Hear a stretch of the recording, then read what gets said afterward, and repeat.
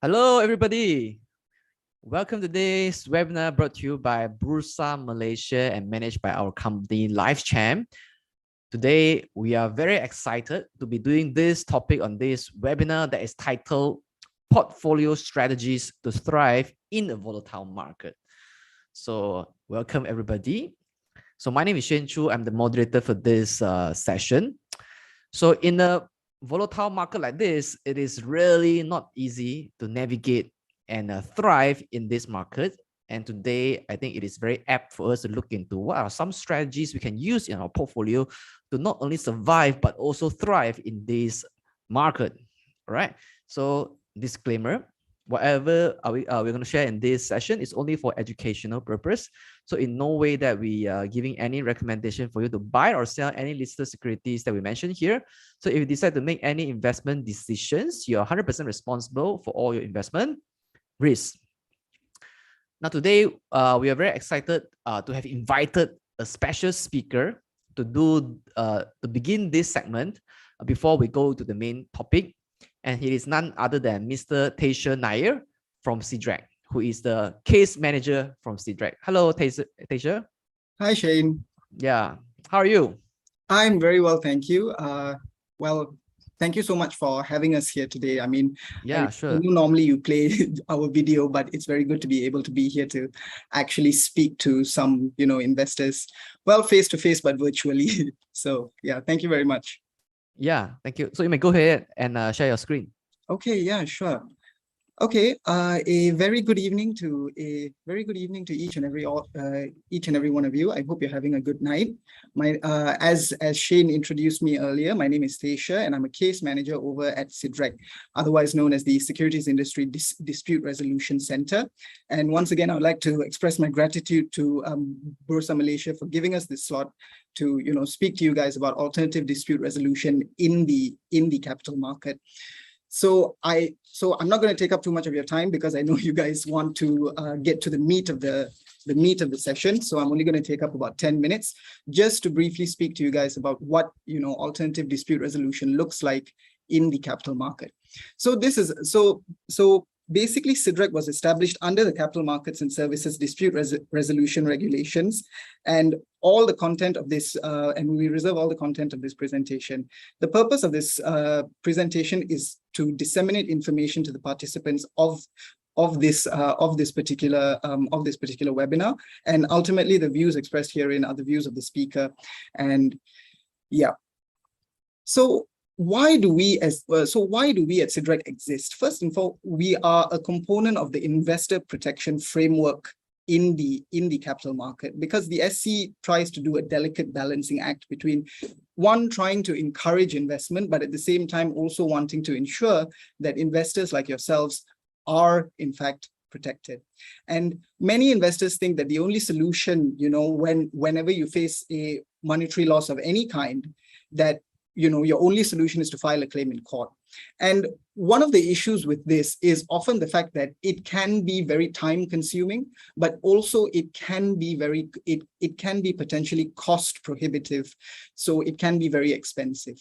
So that's where the invention of alternative dispute resolutions came from, because it came about as being a way of more quicker and cheaper way to try and resolve disputes.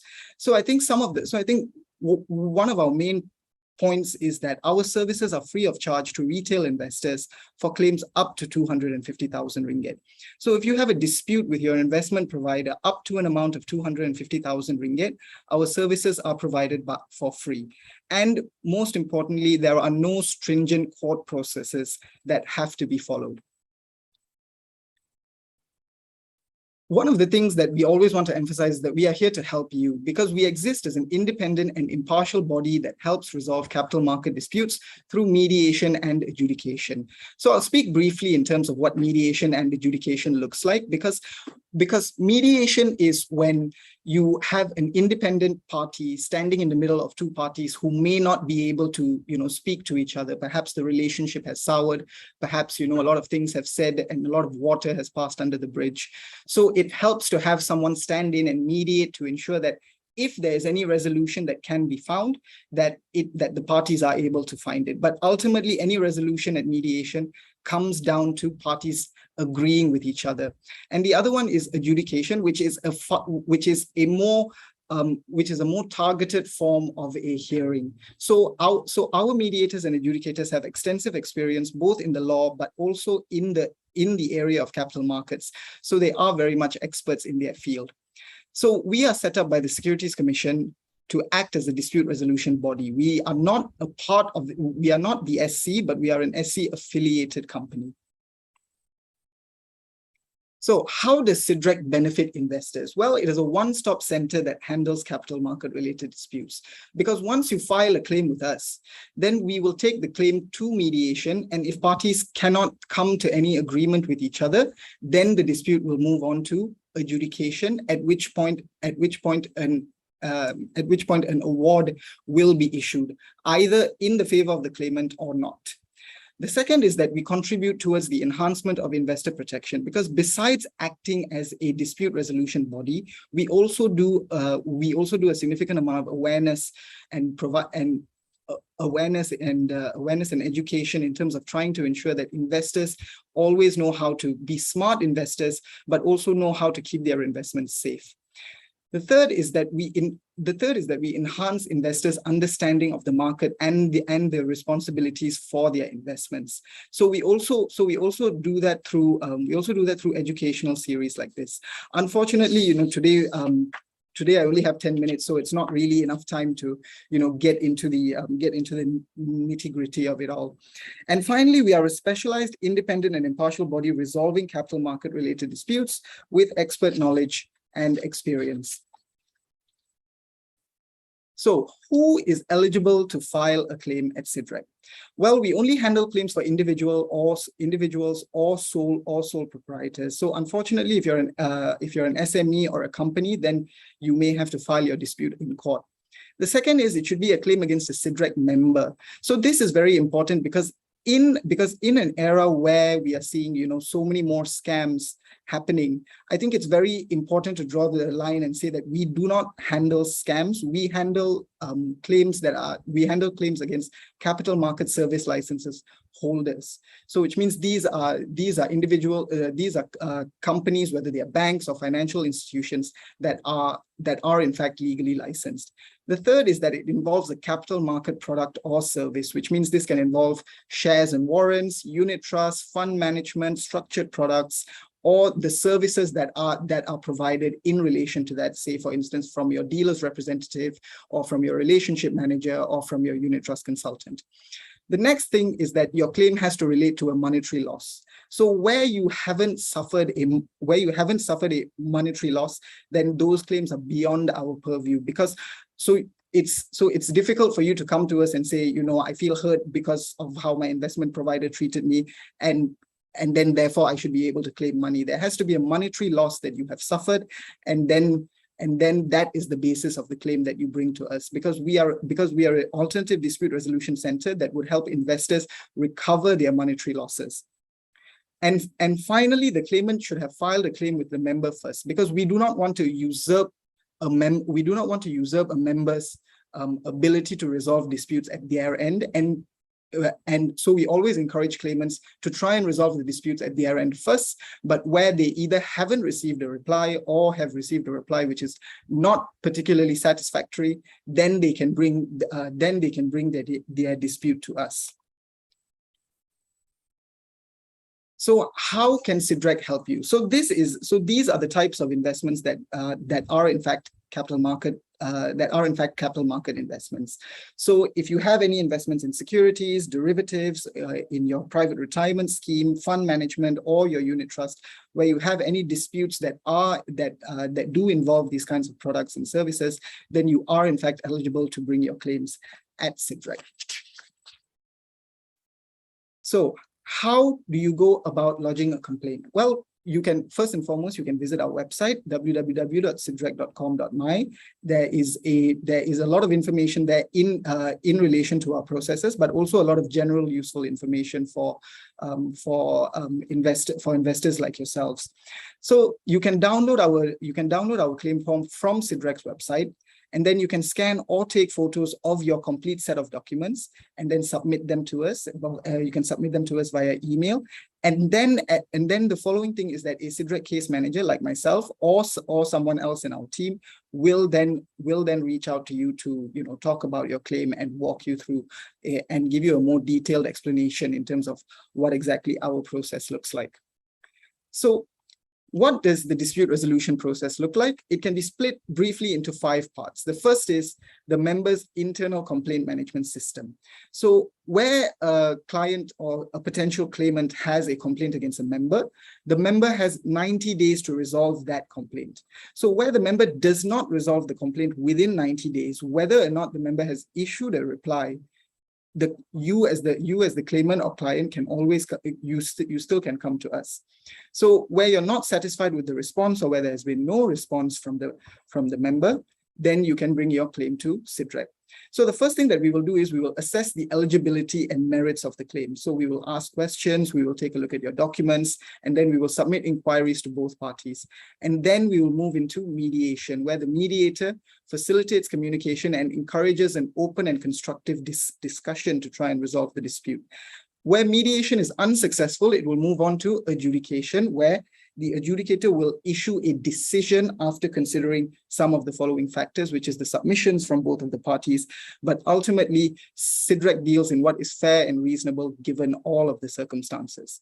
So finally, how can you contact us? Either if you want to file a claim or if you would like to find out more information, you can send your claim and inquiries to us at info@sidrec.com.my or call us at 0322822280. We are also on Facebook, Instagram, and LinkedIn if you guys would like to reach out to us. And finally, I would just like to once again say thank you. And hopefully, you guys don't have any disputes that lead to monetary losses to the point where you guys have to see us. But in the event that you do, you should know that we are here for you. And with that, I will hand it back over to Shane. Thank you guys very much. Thank you so much, Taysha, for sharing with us the alternative dispute resolution avenue that investor like us can seek, all right, through SIDREC. So thank you, Taysha. All right, so now we'd like to proceed to our main agenda for today, which is, to talk about portfolio strategies in the volatile market. So I would like to call upon our speaker today to talk about this session. So may I briefly introduce his background? And he is none other than Mr. David Paul. So David is an engineer by training. He began his career as an engineer in the telco industry for 10 years before turning to his passion in the value investing. And today he is a full-time investor and dedicates his time and resources to nurture the youth in financial literacy. He's also often invited to speak in broker seminars, webinars, as well as Bursa endorsed events. And his professional comments and opinions on value investing are often featured in business publications like Focus Malaysia. David also provides consultation services in value investing and advanced portfolio strategies for high net worth individuals. And today, he is the founder and director of Spiral Thinker Group, Sendirian Berhad. So over to you, David. Hey, good evening, Shane. Thank you so much for the colorful introduction. And thanks to LifeChamp as well as Bursa for having us back again after some time to talk about, how to manage your portfolios in such a volatile market. And what a timely topic this is for tonight, right? I think, all sorts of problems and issues that you can think of is like they are like forming a perfect storm, right?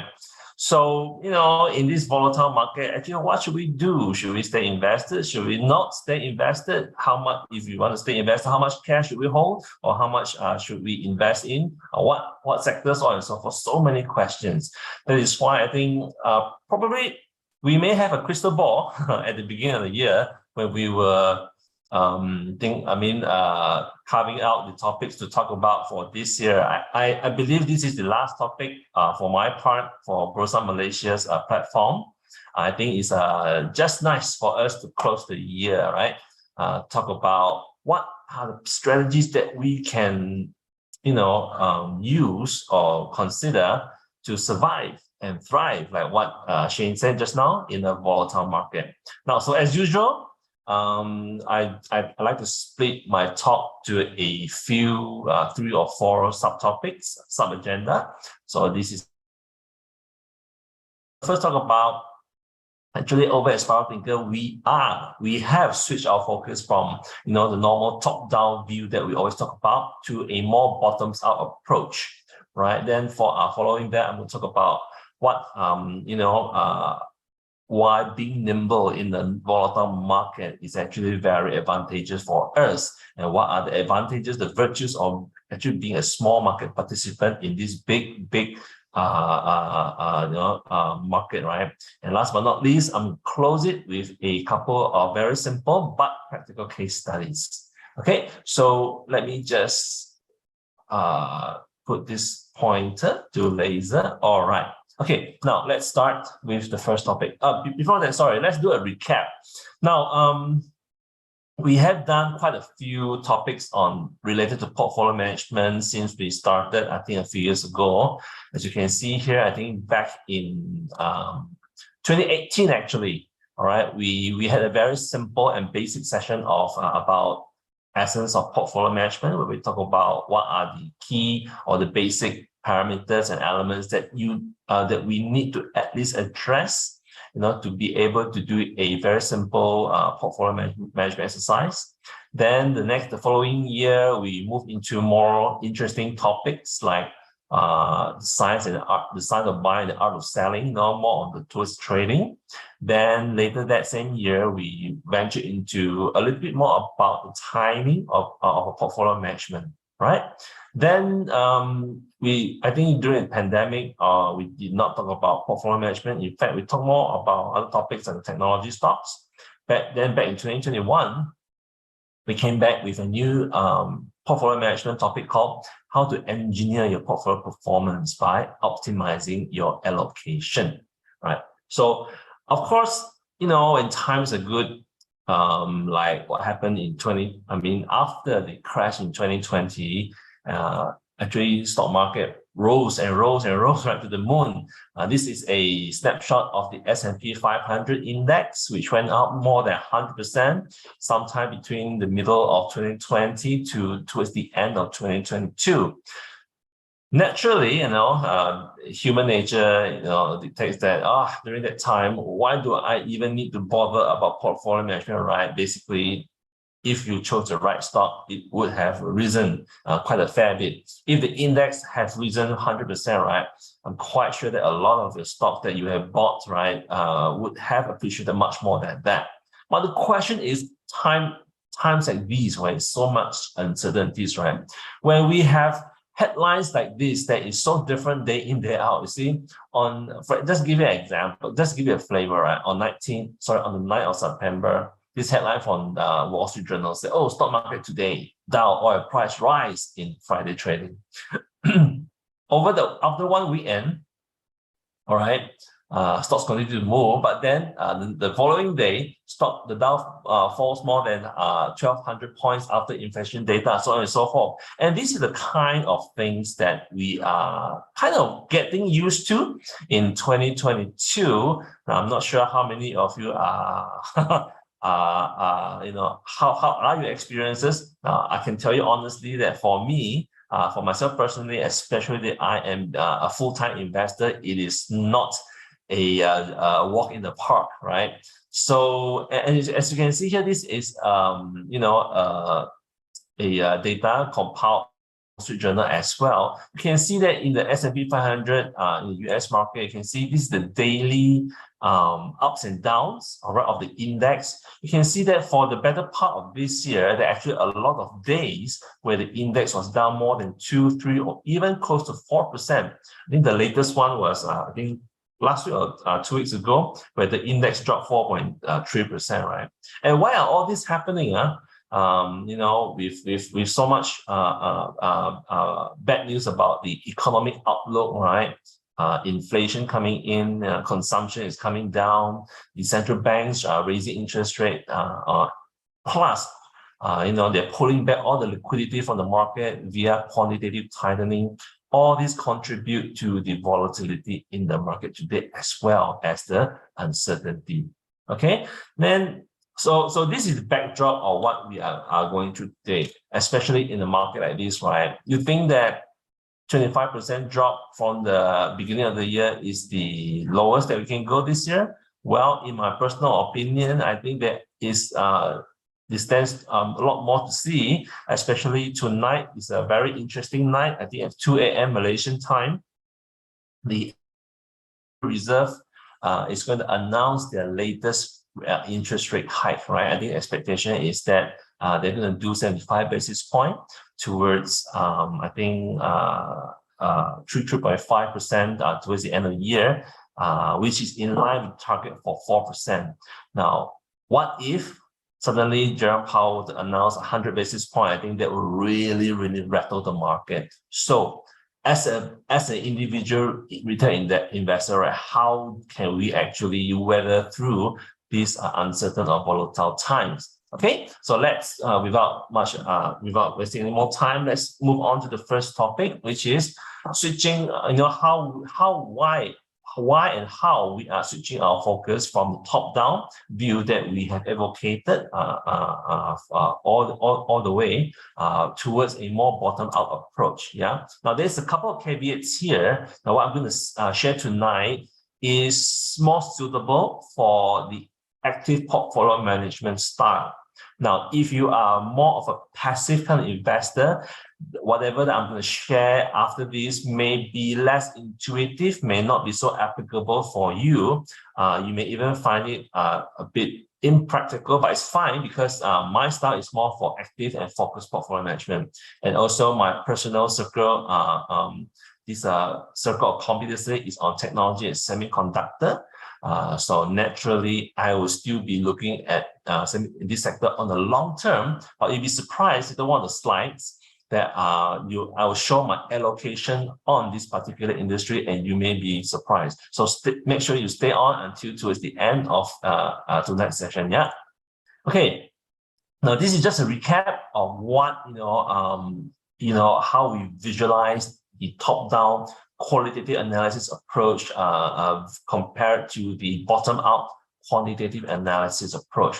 Now, during the normal times, when liquidity is flush in the market, when growth is intact, right? Normally, we would tend to focus more on sectorial themes. As I mentioned just now, I'm very big into technology. I'm still very big on technology. It's a long-term play. It's just that currently, the market sentiments, the components, the factors surrounding the economy outlook, as well as the central bank growth sectors like the semicon. That's why we have to be adaptive to what is happening in the market, and we are switching from a more top-down approach to a bottom-up, where we tend to be more focused on picking stocks, as well as more skewed or biased towards trading. So gone are the days where we would identify a stock, hold it into our portfolio and wait for it to rise 30, 50, or even 100%. Those days are behind us for now. I think that was very good. It was very evident back in 2020 and 2021. But in 2022, as all of you know, this is not the case. You may, if you're lucky, you may get one or two stock picks of that they can go up north of maybe 20, 30, or even 40%. But beyond that, it's really, really difficult, right? Not because companies are not doing well. It's really about the risk of sentiment of the entire market right now. Okay, and that's what prompted us to switch our strategy to a more bottom-up approach as well. Now, to explain a little bit detail, let me show you this visualization of how we look at the investment or the business cycle clock. All right, simplified in this way. So let me try my best to simplify how we interpret this. Now, let's just focus on the pink line first. Now, this pink line denotes the growth trend or the business cycle. All right, so usually we talk about contraction cycle, we talk about recovery, we talk about expansion, as well as the slowdown. Now, I think quite evidently right now, what is happening is we are actually going through I think expansion has peaked, especially since last year. All right, so I think now we are at the cusp of a slowdown. But what makes things a bit complicated is actually the inflation component, which is denoted by the dotted gray line here.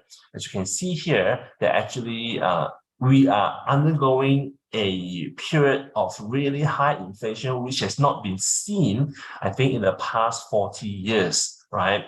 I personally do not believe that inflation has peaked. It may slow down, normalize or come down in a big way remains to be seen. And I'm not so optimistic. Based on what we studied, based on what we researched, based on what we read all over throughout the year, right? It is very likely that this condition, this situation of a slowing growth trend, as well as elevated inflation, likely going to stay at least for another year into maybe towards the end of 2023. So a lot of market participants are betting that the central banks are going to start cutting interest rate, because they already hiked too fast and too much, right? But we are of the opinion that they would not do so in such a hurried manner, because inflation is kind of very sticky now. It's not something that you can resolve overnight. Just look at what happened in the 80s during Paul Volcker's day when he was the chairman of the Federal Reserve, right? Give you a little bit of background of what to expect in this current scenario. Okay, rate hikes is happening right now. The central bank, the Federal Reserve, has already come out and say, fighting inflation, controlling price is the main concern now, even at the expense of a slowdown in economy, right? So whether it's soft landing or hard landing is besides the point. Economy is definitely going to slow down because of all these policies that are being enacted right now. Okay, so during different times, there are different, asset classes that investors can look at. So generally, during a contraction period when when prices are deflating, people can look at bonds, because when there are more capital are flocking into safer asset classes like bonds or fixed income, right? It tends to give rise, it tends to, when more people are chasing the asset class, it tends to give rise to the prices, all right? Then during the recovery or during a business expansion phase, this is where stocks and commodities come to play. At this moment, people do say that, it is better to be safer to have a bit more cash in your portfolio, especially if the economy is going towards stagflation. Now, stagflation basically just means rising inflation at the back of a slowing growth or even a negative growth trend. So stagflation is something that we try to avoid as much as possible, even more so than the recession, okay? And what are contributing to all these things at this current market juncture? Rising interest rates, quantitative tightening, reshoring. So this is really complicate things a lot, with the US-China rising tensions, all right? So they tend to do a lot of drama and a lot of patterns. So they try to outreach each other by, economic sanction, technology sanction, so on and so forth. So if you are not my friend, if you are their friend, you are my enemy, so on and so forth. So this kind of complicate things a lot. So in this scenario, what we would like to do is to take a more conservative stance, less risky approach to how we invest. And that is why we are steering away, we are sidestepping from high growth sectors, and that would include semiconductors and technology, and move towards a more value-centric approach. Now, why do we say that? Actually, a lot of studies has been done on this particular topic. So what I'm showing you what I'm showing in front of you now is actually a study done by Bank of America. This was published back in March, but it's still very much relevant today. So what they did was they compiled data since the 1970s to see what are the asset classes and equity sectors, what are the annualized returns, especially in a inflationary or during economic crisis or during what times of economic uncertainty. Now, what they found out is actually sectors or equity classes that tend to overperform in these uncertain times are those in the value, commodities, real estate, energy, inflation theme kind of equities classes, so on and so forth, that they tend to perform better compared to those other sectors, especially those high growth like tech. You can see tech here is actually the most underweight sector in this kind of scenario. So that is why we are also taking the similar, this is what we believe as well. And that is why you see later that we are actually taking a very drastic approach to our exposure on technology stocks. But that doesn't mean that we are saying that, oh, tech is dead, Tech on the long-term basis is even more important moving on. It's just that currently at this kind of market climate, it is not conducive for high growth companies to thrive. And remember, this we want to survive and thrive even in a volatile market like this. Now, the figures at the bottom shows some of the sectors' performance, year-to-date performance in the US measured in the S&P 500. So as you can see here, I think out of almost all the sectors that are presented, only two have a positive year-to-date performance, which are energy and utilities. I think in Bursa Malaysia it's slightly different. Not sure whether energy has such a high year-to-date performance because unfortunately our energy companies in Malaysia, I would say that a lot of them are dependent on the Petronas capex, which has been on the downtrend for many years, but recently there are some light down the tunnel. So that's good news. I think in Malaysia, financials, consumer staples are quite well. I have the statistics for you, but generally you get the idea, right? So that is why we are switching from a top-down approach to a more bottom-out, focusing on value, focusing on commodities, focusing on sectors or equities classes that would tend to benefit in the inflationary period. All right, so that will give you the gist of why we are doing that. Now, moving on, I'm going to talk about why being nimble in the volatile market is so important right now. And this is where the small guy like you and I have more advantage compared to the big boys. The fund managers, the institutional funds, right? I'll give you some examples later. Now, first of all, let's take a look at what is the meaning of nimble. All right. According to the Merriam-Webster website or dictionary, they define nimble in two angles. One is being nimble means being quick and light in your action, in your motion, right? Now, the other angle is nimble is also meaning being quick in your understanding and learning. So it means that don't be too stubborn. All right. If you make a mistake, learn from the mistake. So being nimble in these uncertain times is so important. You got to be quick. You got to be able to adjust your mindset. All right, your understanding, as well as improve the way you take actions in your portfolio in the market, right? So that is why this is more towards your action, which is related to your execution strategy. So your execution of your trades, as well as your change in mindset, which is more related to your portfolio strategy. Okay. So I simplify it like this, in terms being nimble from the action point of view, is really don't go against the trend. If you know that the trend now is favoring towards the downside risk, right? Don't try to be a hero and try to fish for the bottom for the turn in trend. Well, you may succeed in one or two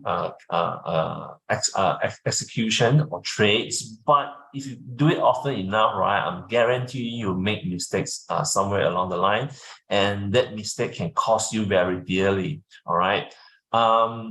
In uncertain times like this, in the execution of the trades, try not to be so try not to trade so much because of itchy finger syndrome, itchy hand syndrome. And I know that some of us, especially if you watch the trading screen day in, day out, right?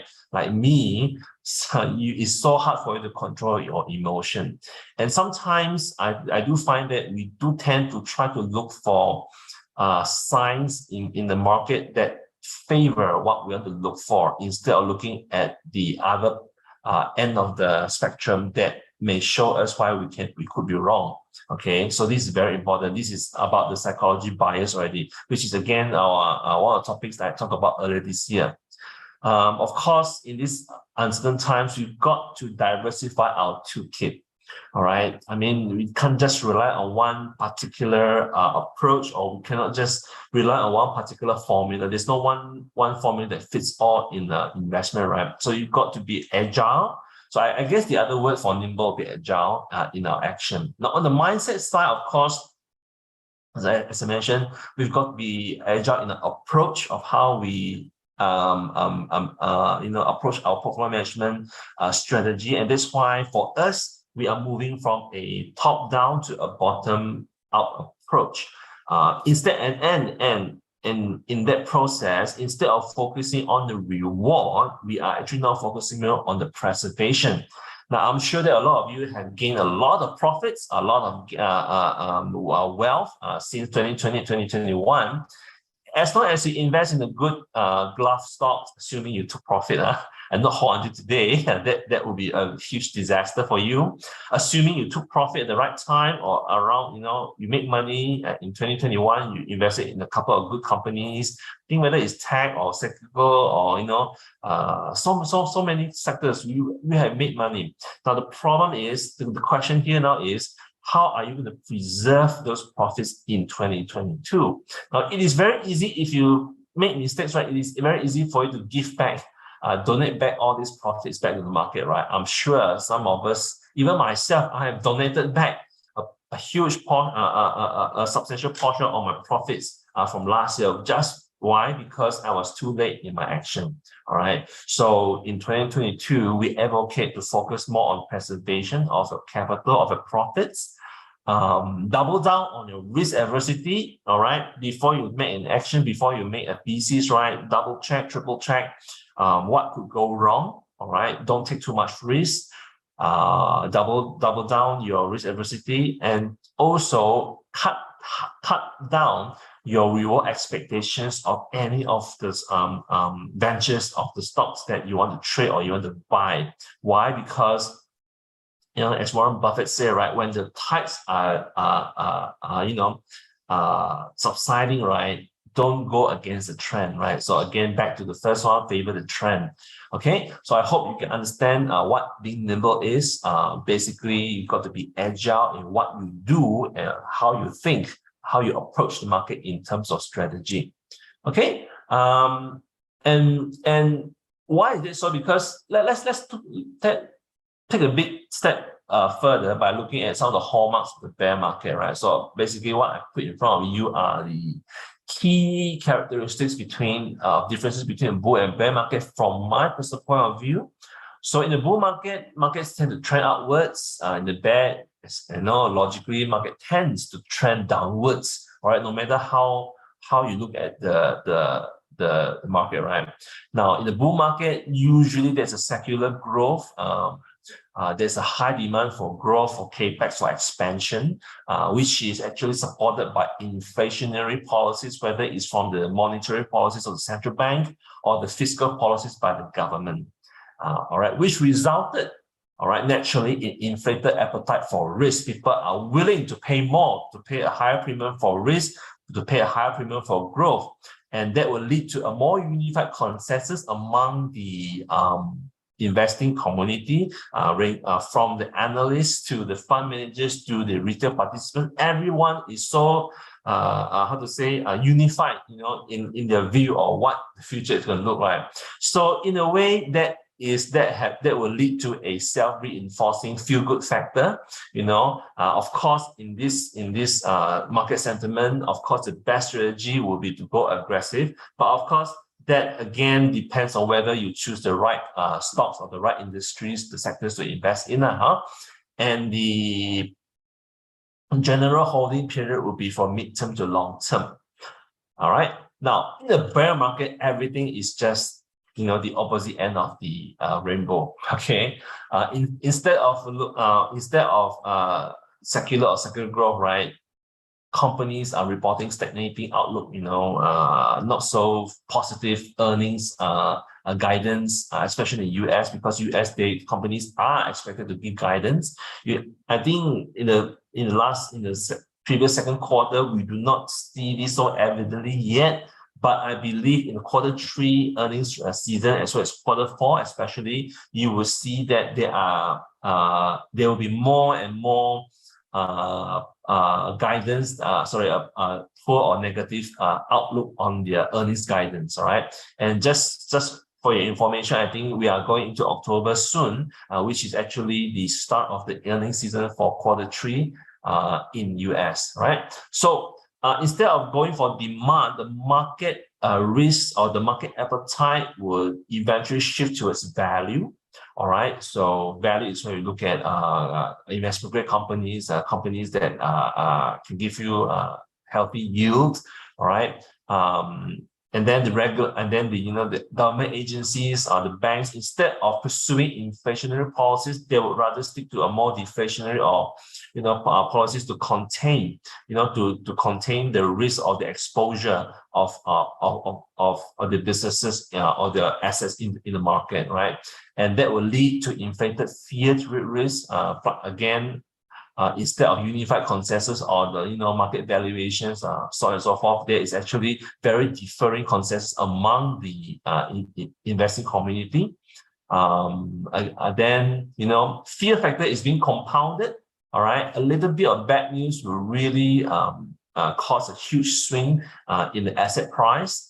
So therefore, the best strategy, all right, is to be more conservative, to preserve your capital, your profits from the previous market sessions or previous years. And the holding period, although you can be a long-term investor, but it's not wrong for you to be more conservative, to hold more cash now. All right, because we do not know whether how long this winter is going to last. Yes, I know people say, yeah, as a long-term investor, we should remain invested, but we've got to be smart about it as well. We don't want to be stuck in a situation whereby the value of our holdings become lower and lower and lower due to the heightened risk and the deteriorating investment environment. So we advocate as an active portfolio investor. All right, so this is not suitable for very passive investors. For active portfolio investors, which I am, so we advocate the holding period to be shorter or to even midterm. So we say midterm, it will be a couple of months, not and then in terms of the percentage, we're not looking at targets of 50, 60, or even 100%. We should really fine-tune or reduce our expectation to a more realistic, to reflect a more realistic expectation of the current market. All right. So these are the all the differences and why we need to really change our approach or our mindset towards the current market sentiment. Okay. So what are the asset classes or what are the financial assets classes that we, as a retail investors can look at? Now, I'm going to show you, I'm going to share with you the general as financial assets classes that are available to us. So it could be cash, stocks, debt instruments, derivatives like futures options, then your warrants, or other alternative class of like, private equity, private debt, commodities, so on and so forth, right? So these different financial assets have different characteristics. They are meant for different objectives in the portfolio management or portfolio strategy. Some of them you can do long, you can do short. All of them should be available to the institutional investors, but for most retail investors, right? Unfortunately, for most of us, even myself included, the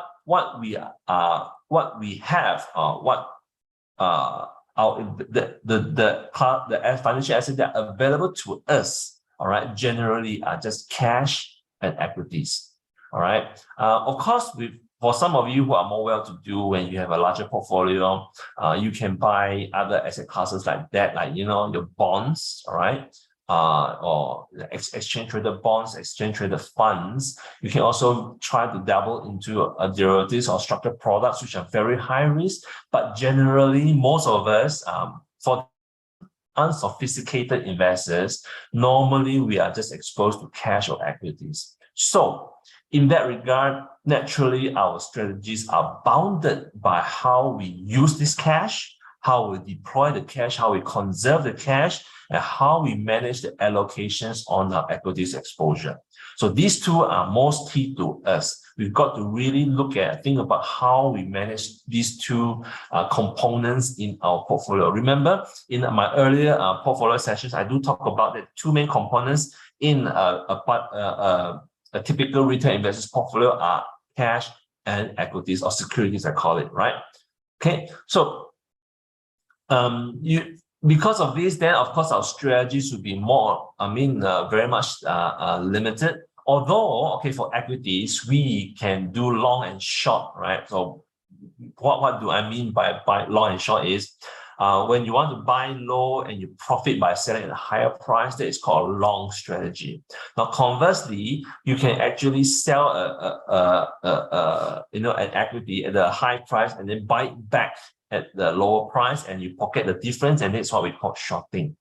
Now, for most of us, our strategy will be long, all right? And so, of course, some of us, for some of you, you can actually participate in the RSS. I think it's a restricted short selling, okay? But you've got to qualify yourself as a sophisticated investor for you to be able to dabble into this particular class. But for us, for the most of us, we generally go long on equities. Okay, now don't be too sad, because doesn't mean that being unsophisticated in this market, you'll not be able to make money, or you will confirm lose money. In fact, sophisticated investors like the fund managers, a lot of them have actually lost money in 2022 as well. This is just an article published by the Reuters back in June, talking about some of the famous funds or hedge fund managers that lost quite a lot of money. Like Tiger Global, very famous. They lost about more than 50% year to date back in June. I don't know what is their latest performance right now. Even the famous Bill Ackman in his Pershing Square Holdings, his fund was also down by 18% in the first 5 months of 2022. Now, knowing this, hope that you can feel better about your portfolio performance. For us, actually, most of our portfolios on average has been down between 10 to 15%. So that is our range. It used to be even lower, I think, back in June, when market was going through a very bad rout. But it has recovered whatnot. But of course, when we invest for the long term. So it is natural for us to go through 1 or 2 years of underperformance, which is normal. But as long as we invest in the right stocks, we invest in the right industries over the long term, we should still do very well. Okay, so let's move on now to what are the advantages of being small. I talk about being small. I talk about how being small is actually more advantageous for us in many ways. It's like, the David versus Goliath moment in the stock market, right? So being small actually can be a wonderful thing. Now, what do I mean by that? Now, being small, you have actually accessibility to a much larger pool of securities or stock selections to choose from. All right. Now, what do I mean by that? You look at here. Now, this is a component market cap from the main board and the second board. So roughly there are about 800 companies listed on these two boards. All right. So I quantify them, I categorize them to a few groups. Companies more than 10 billion ringgit market cap, companies between 5 to 10 billion, between 2.5 to 5 billion, so on and so forth. You get the idea, right? So now imagine if you are an institutional investors from the US and you manage $1 billion and you bring $1 billion US ringgit Malaysia to invest in KLSE. And by the way, 1 billion ringgit Malaysia is just slightly less than 250 million US dollar, or even close to 200 million with the current exchange rate. It's not even big, considered big in US, right? But in Malaysia, in our small market, it is considered quite substantial. Now, if fund managers are managing those kind of size, they actually have a big headache because the kind of stocks or the number of stocks that can invest in Malaysia is actually kind of limited, because you cannot invest in companies which has too small market cap. Now, in my opinion, if those managing $1 billion or even a few hundred million, right, anything less than 1 billion market cap is very hard for them. So, which means that actually they have only accessibility to about 22% of the entire KLSE, the main and the second board, right? For the small players like us, actually, we can invest in a lot of other companies, smaller ones, right? Because our capital is small, we have more room to move about. Okay, and then we have lower liquidity risk and we have lower counterparty risk. Now, what is counterparty risk? Have you ever found yourself in a situation where it is so hard for you to sell when you want to sell? Why? Because there are no buyers, on the prices that you want to sell. Now, that is a form of counterparty risk. Imagine if you are an institutional fund manager, all right, and you say you hold a few million shares in one particular counter and you want to sell, all right, during, when market is crashing, right, and there's nobody to pick up your shares. It's really, really tough for you to offload these allocations from your portfolio, right? So for the bigger players, really, liquidity and counterparty is actually a main concern for them. Much less for the smaller retail investors like us. The other really good advantage, big advantage that I really like being small, is actually what we call the asymmetric risk and reward advantage in terms of percentage. Now, what do I mean by that? It's very simple. Being small, because we have we have a bigger pool to select from, especially the smaller cap, high growth companies, right? All right. So the risk to reward ratio is tend to be more asymmetric. They are not balanced, and it's more skewed towards a bigger payout given a smaller risk exposure. Right, I'll give you a couple of examples later. But for the bigger players, right, because the virtue of the size of the portfolio, they really can't invest in small companies. They can, but they may run into liquidity or counterparty risks. And even, let's say, okay, say instead of, let's say maybe putting 5% of their huge fund into a small company, maybe they put 0.5%. The problem is, even if you have a 0.5% and the stock, right, that's only 0.5% of your bottom line. So it's really tough for them to really achieve the alpha performance when they are really managing big asset under management. So their choices are limited to, big cap companies where they really need to commit a larger portion of capital in terms of absolute numbers, not percentage, all right? But the potential risk is much smaller compared to the kind of risk exposure that they're putting the capital on, all right? So, but being small also comes with some inherent disadvantages or drawbacks. Okay, one of them is, of course, limited strategies, especially for those of us who do not have accessibility to more complicated products. We can only profit when we buy low and sell high.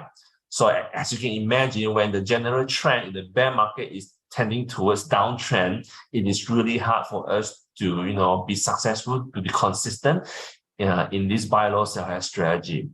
Then the other more human nature kind of disadvantage is really overzealous trading, or really, the itchy hand syndrome that I call it. Now, all of us suffer from this. All right.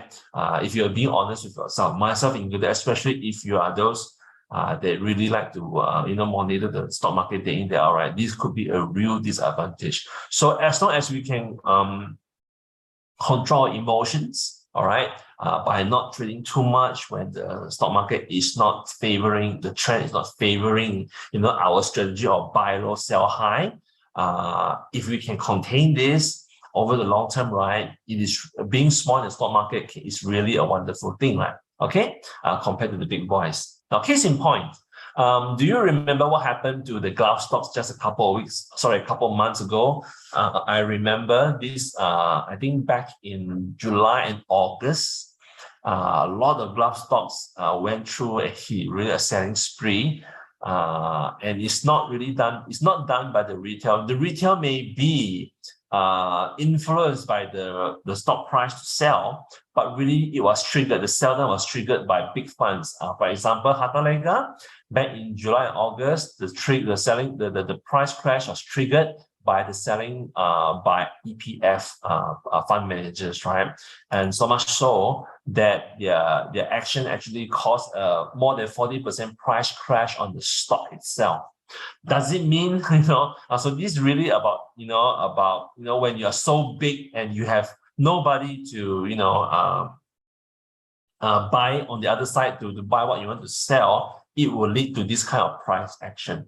Okay, so this is one of the disadvantages when you have a large position, because you're a large investor and you need to offload in a very short time frame. Now, on the other hand, or the other end of the spectrum, being small, we have the accessibility to a huge, much larger pool of stocks within the stock 500 or even 250 million market cap, or even 100 million. As case in point here, this company called YBS. Now, this is not a buy call, this is not a recommendation, just so happened that this is one of the stocks that we have been following quite closely since the beginning of the year. YBS International is a small cap company. I think when we started looking at it, it was slightly above 100 million, all right, ringgit. They are quite interesting business. They are, in a lot of sectors, including the very sexy aerospace and defense sector, as well as semiconductor. Now, the products that they manufacture, they are not really high end, or they're not really high technology, very sophisticated in terms of technology. They're just very simple things, but they are crucial components, all right, in the entire supply chain. So they do command very good first tier clients or customers at Broadcom, Boeing, even Airbus, right? Quite impressive for such a small company, right? So interestingly, because their quarterly growth has been very impressive in the past few quarters, the revenue grew quarter on quarter, their profit grew quarter on quarter, which led to investors, which really attracted a lot of investors, especially the smaller retail investors, to really look into this company, right? So imagine, by the way, I think corrected, when we started looking at it, it was only less than 100 million. Back in, I think May or June, it was about 75 to 80 million only. In the short span of 1 month, it went 100%. Oh. So if you're lucky and you manage to spot this company, good for you, right? And this is one of the examples of why sometimes how being small really can be advantageous. Why? Because we are able to invest in much smaller companies with much better growth prospects, right? And this is about, an example of the asymmetric risk to reward advantage. Okay, now not any recommendation to buy, sell, or hold, right? Okay, moving on. Sorry, let's see. Oh, yeah. So what is our focus? What is our strategy then, to thrive in this uncertain market, right? So we advocate, again, as what I alluded earlier on, to really go back to value. All right, try not to bank in so heavily on high growth sectors anymore, because you have seen the data that are presented by Bank of America.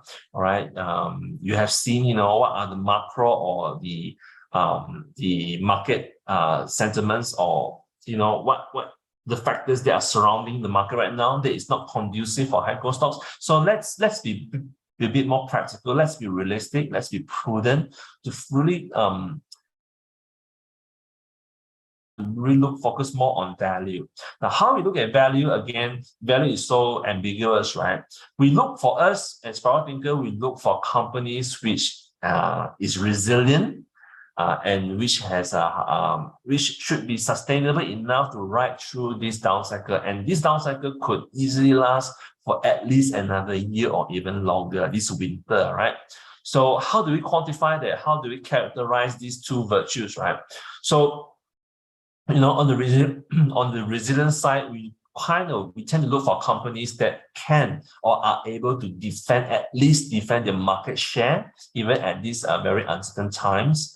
A lot of companies are, because of their footing is not so strong and they're not in the business for their clientele is not strong enough, it's very easy for them to lose their market share to competitors. All right, we tend to favor companies that can sustain their margins, by either controlling the cost or passing down the cost to customers, or by raising prices. We definitely favor companies that can still maintain a strong cash generation ability. We like companies that are innovative, transformative, sorry about that. Especially in this market, in this sentiment, in this economic outlook, right? If in an economic winter like this, if companies can still innovate and transform, all right, imagine when the tide turns, when economy improves, right? They are the ones that will really reap the benefit. Of course, we also pay a very huge attention to qualitative merits. Example, the management quality, the management ability to carry out all these aspirations, innovations, transformations, how the management can actually sustain or maintain, their cash generation ability, sustain the margins, so on and so forth. Now, on the other end, on the more quantitative side, so we tend to favor companies with very strong balance sheet. Now, companies that are very well managed because of their, most of the companies would have grown quite well in the past 2 years because of the pent-up demand post-pandemic, right? So these companies should have reaped in huge profits. By right, management should be smart enough or prudent enough to really strengthen their balance sheet. Okay, cost management is as well another one I mentioned before, and quantitatively as well, we tend to favor companies that are still trading at attractive yields. So when I talk about yields, it could be in terms of dividend yields, earnings yields, cash flow yield, so on and so forth. And you can refer to my previous webinars if you don't know what I'm talking about. Now, some companies, because the share price has come down so much, they become very interesting from an asset point of view. Case in point, we recently added back a couple of glove companies, all right, which are very well managed. We have we still have a very strong balance sheet. They have tip-top quality management, family run, okay, and their cash, we noticed that actually their cash position is relative to the market cap, is so attractive right now. Then when we put this into our modeling, we found, actually this company, these particular two companies, should be able to ride through the next 2 years without much issue because of, based on the amount of assets, especially cash or other current assets that they have in their hand. All right, so this could present, this kind of market situation can present a very good asset play or asset strategy for your portfolio as well. Of course, quantitative, there are other quantitative merits, like their quarter-on-quarter growth, or so on and so forth. You can look at these to see whether they can sustain, how long they can sustain, in the next couple of years. So this is generally our focus for this year, as well as I think it's not too far-fetched to say that this will also be our strategy moving into the better part of 2023 as well. Now we really hope, we sincerely hope that things will start to turn around sometime next year, so that things, the market or the economy can slowly pick up to really turn towards the brighter side of things into 2024 and beyond. So we really think that these 2 years we've got to really tighten our belt and practice more to be more conservative and preserve our capital for these 2 years. All right. So okay, let's see. I've got about 20 minutes left. So let's move on to a couple of very simple case studies. Now, I'm sure that you have seen this before in my previous portfolio management related sessions with Bursa. Because as you can see here, as you can recall from what I've shared earlier on, for most of the retail investors, the two things that, the two elements that can balance out is either cash as well as equities, right?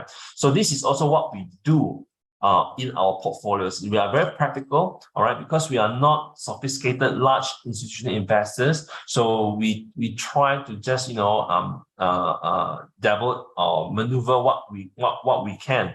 So for us, really, it's about cash and equities. Now, back in 2021, week 22, so that was sometime in the middle of the year, we were very much exposed to equities, about 70% equities, 30% cash. Now, as you can see the progressions from then until now, so this, the latest one was, I think, a couple of weeks ago, last week in week 27, you can see a drastic change of our how we manage our portfolio. So instead of having 30% cash, now we have 30% equities. All right. So we have reduced our exposure on equities in a huge way, and we are now more on cash, 60-70%. Now, again, whether this is the right thing to do is really, I can't say, but because we have decided to preserve, to be more conservative, to wait for a better cheaper price for the companies that we follow to go in and trade, right, to execute. So we tend to hold more cash right now. Okay, and in terms of sectors exposure, you can see also a huge difference in our strategy. Now, you know that for us, we are very much focused on technology. So for the most of the time, we would have been very much invested in technology and semicon stocks. All right. So let's say this is just towards the end of last year, where we are 60% equities, and this 60%, all right, 46% of the total portfolio technology. So we are very much heavy in technology. But of course, today we have drastically reduced this to 8%. All right, 8% of the total portfolio, 100%, and we have shifted our execution focus more towards trading, like oil and gas companies or energy, because it's related to commodities. And in an inflationary environment, we do believe that commodities, like oil and gas, would benefit. And coupled with the tight, very tense geopolitical situation right now. So we believe the oil price or the gas price should remain elevated for at least for the next few quarters to come. As I mentioned, we bought back some gloves because purely for asset play, not because we believe that the industry will turn around very soon. It will take at least another year or slightly more than that for the entire glove sector to redigest, the oversupply issue right now, and for things to normalize. Then also we have a little bit of position into hedging. So this is our portfolio allocation right now. We are 70% cash back in week 37. I think last week in week 38, We have deployed back some into equity, so about 60%, but you get the idea. That's roughly the kind of allocation that we're talking about right now for us. Okay, and so again, we are long-term in a lot of the theses that we embark on. It's just that in the current environment, we tend to pull the brake and want to reduce our exposure as much as possible because we want to protect any further downside risk to our bottom line of the portfolio. But that doesn't mean that we can just sell and forget about it. Actually, we can still trade.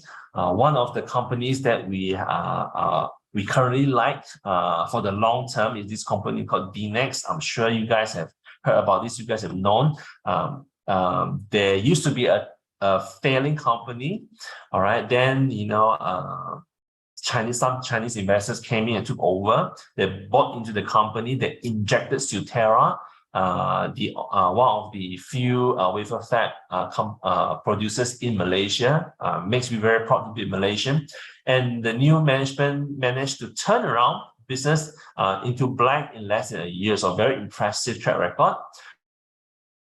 But the share price has come down again because of all these negative sentiment in the market. So let's just give you an example. I think back in June, towards the end of June or July, we actually bought back the shares that we have sold earlier on at around 80 cents. Okay, so our first purchase in the new campaign is about 80 cents. Then of course you can see the price went down further. We bought a bit more.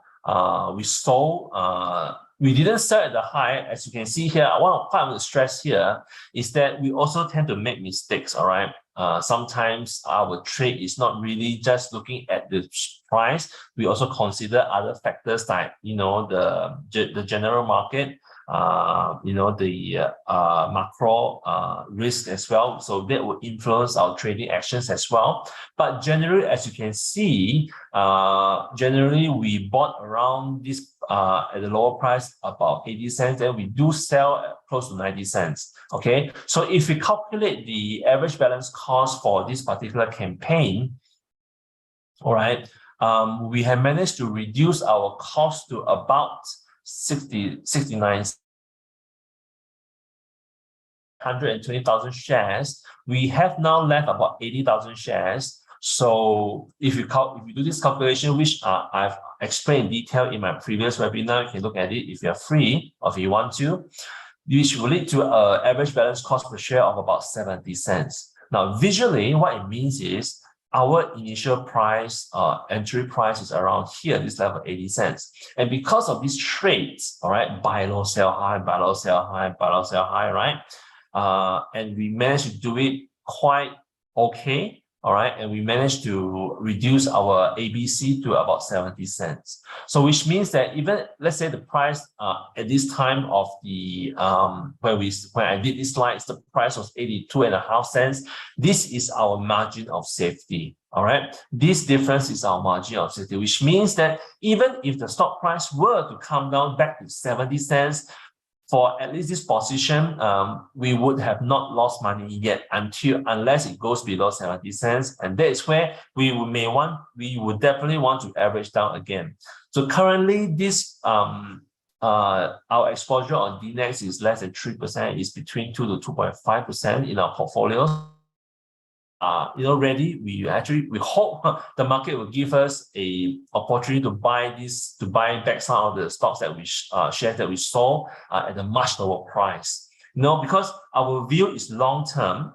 All right, just that the current market sentiment is not favorable to stocks like this or equity classes like this, so we tend to trade more. And the objective is to reduce our ABC, is to reduce our average balance cost as much as possible, as fast as possible, so that when the sentiment will eventually turn towards the more positive side, we will reap in the benefits from then on. And by that time, depending on our allocation then, our plan then, we may want to even double down our allocation for this particular counter.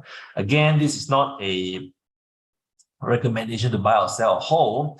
Basically, I'm just sharing with you the big picture of how we think, how we strategize, and how we execute our trades. Okay, right.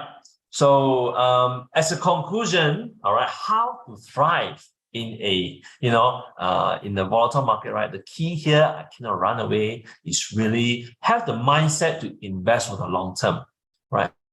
To invest for the long term, look towards the long term, then at least you won't be so, it will really reduce the tendency or the probability for you to make mistakes in the short term. Tony Robbins has this saying that most of us tend to overestimate what we can do in the short term, but underestimate what we can do in the long term. So the same concept applies for the stock market in our investment journey, right? As long as you invest in good companies, just focus on the long term, right? Right through the volatility, you can trade, you can do nothing, you can hold more cash, like us, you can try to trade more. But of course, you got to be a bit more, you got to diversify your toolkit, change your mindset to how you approach this trading. If you want to trade again, as I like to warn you again, sometimes if you trade in the wrong direction, all right, so something like this, you can stand to lose money as well. Okay, then thirdly, filter out the noise. There are so much noise out there at this current market sentiment, right? Try as you might, try to filter out, right? I know we understand that when things are really become uncertain, right? The news media outlet, the Bloombergs, the Wall Street Journals of the world really like to come out with very sensational, depressive headlines, right? Just filter them out if you cannot take it. All right. As long as it does not affect the business that you invest in, right? Just treat it as noise. Okay. And last but not least, sorry, I would like to bring back, what are the key takeaways from my previous webinars on portfolio management. It's really about how we manage the beta of the portfolio.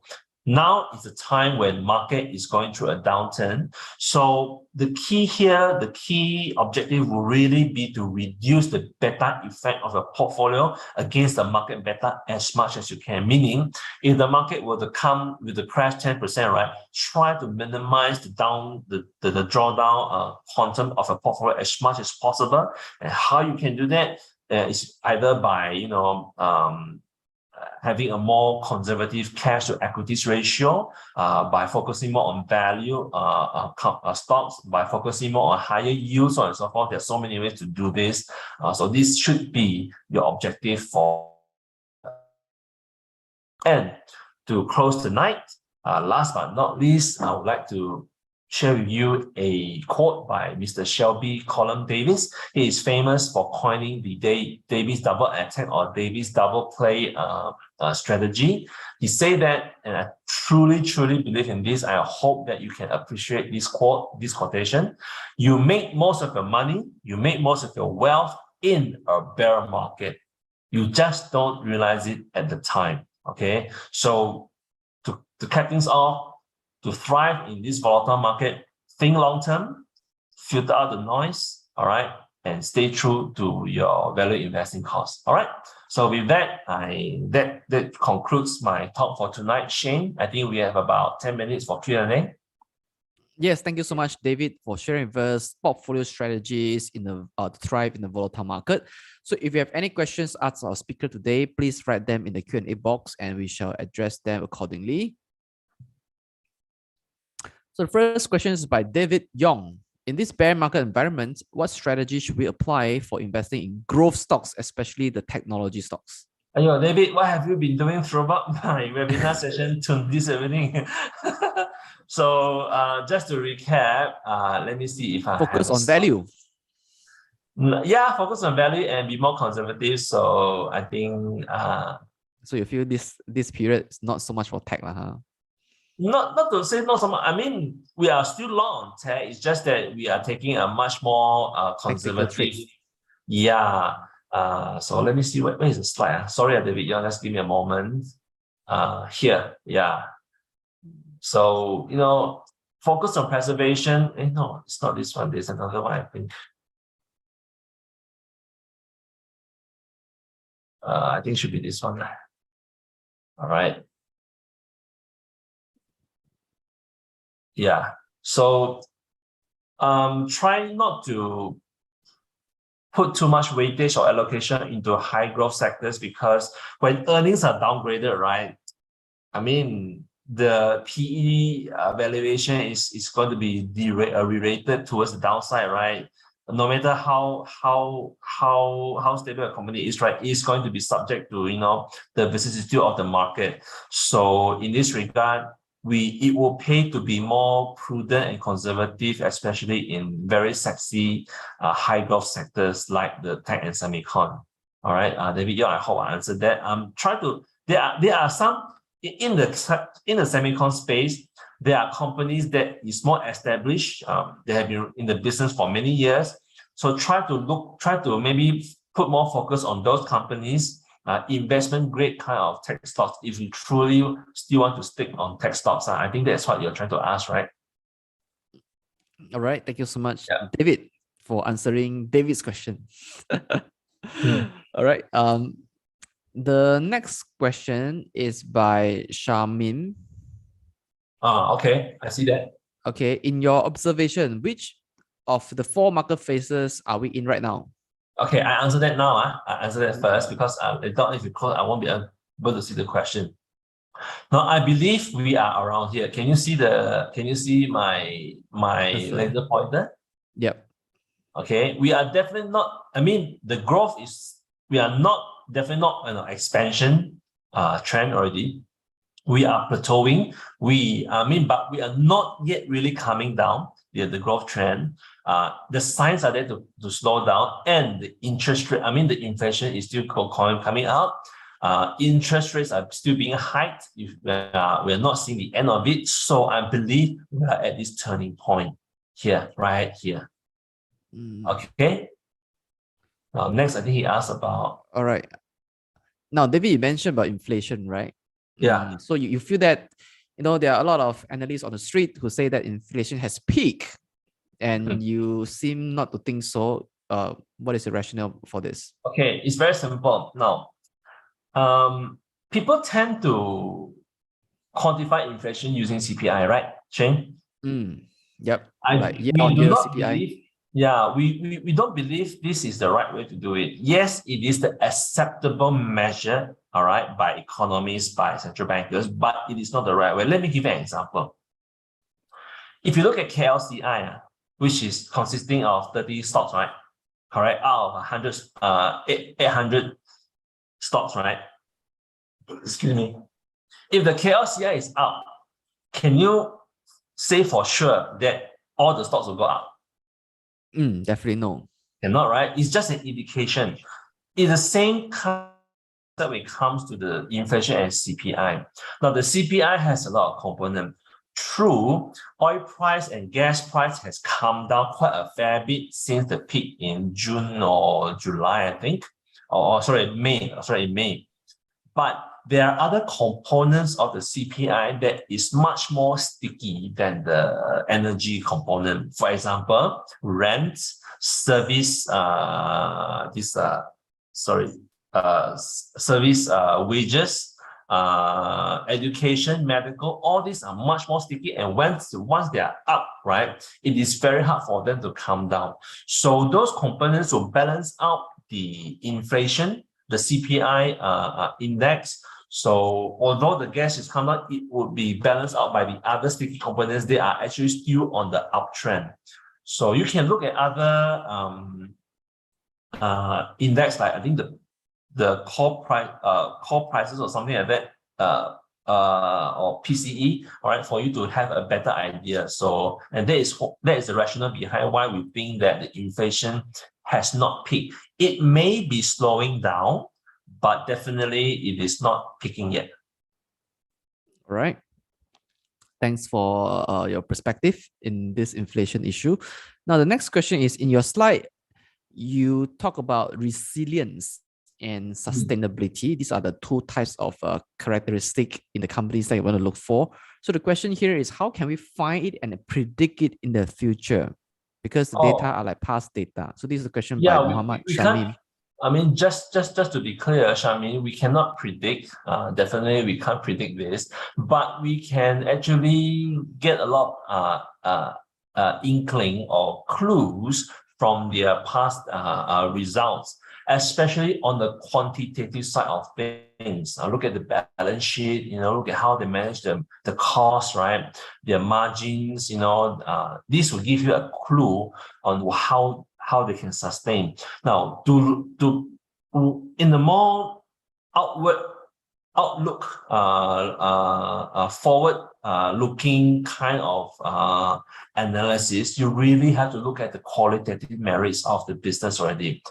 How visionary is the management? How has the management weathered through the previous crisis? That will really give you a very strong indicator. How reactive are they to of the business towards adversities? But these are external factors of the market.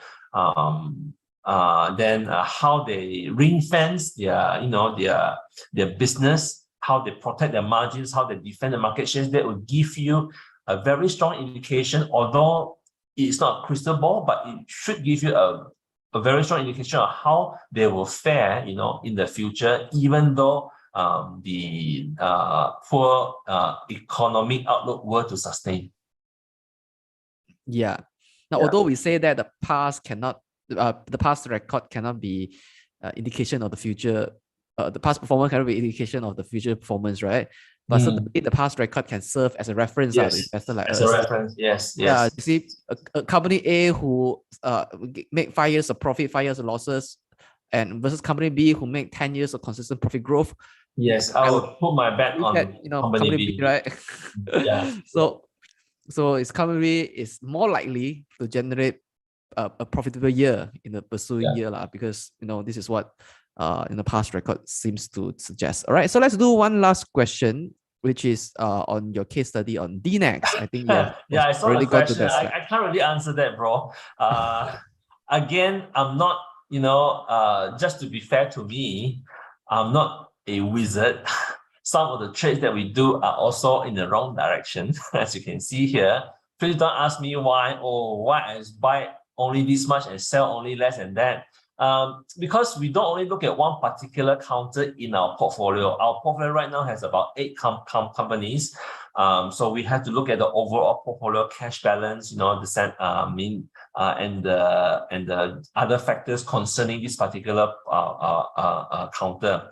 But why I highlighted this case study is to show you the end effect. The end effect, I hope, because I don't want you to miss the learning point here. It's very important. The end effect is actually here. We managed to reduce our cost from 80 cents to 70 cents. Now, you may say, hey, David, if you did not make this mistake earlier on and you really sell most of your shares above 90 cents, yes, the result would be my average balance cost now will be much lower, maybe 65 cents. But the idea is still there. All right, so Shamin, I hope that you get this gist. Please don't scrutinize on why I sell and buy. That is not my intention here. The objective here is to show you to optimize your average balance cost in the long term. Sorry about that. Yeah, Shane. All right, thank you so much, David. But of course, before we end the session and conclude the session, I would like to say that whatever shared today is only for educational purpose. It's for reference only. It does not mean that everything that we say is the fact lah. Okay, it's just the speaker's opinion. Okay. Okay. No recommendation. Yeah. So back to you, Shane. I think thank you so much already. Yeah, that's right. Thank you so much, David, for doing this, portfolio strategies to thrive in a volatile market. All right. So if you haven't checked out Bursa Academy, you may go to bursaacademy.bursamarketplace.com or scan the QR code at the bottom right to learn about this one-stop e-learning platform. For our next webinar, it is titled Kuasai Technique Trading menggunakan trend complex. So in this session, we're going to look into how to look at complex trend and how to trade those. So it's happening on the 23rd of September 2022, which is this Friday, and just giving you the registration link. All right, so you may register for this session if you want to learn how to trade complicated trend. All right. So, ladies and gentlemen, you have just heard from Mr. David Poh, founder of Spiral Thinker Group Neighborhood. Thank you so much, David, for this session. And for the rest of you, thank you so much for staying until the end of this session. May you have a great rest of the day. Bye-bye. Thank you, Shane. Thank you, Bosa, for inviting us again. And really, be more conservative, right through the winter. I'll see you at the other end of the rainbow when summer comes. All right? Yeah. Wait for the summer. Yeah. Wait for the spring and summer. Okay. Good night, everyone. It certainly comes, just a matter of time.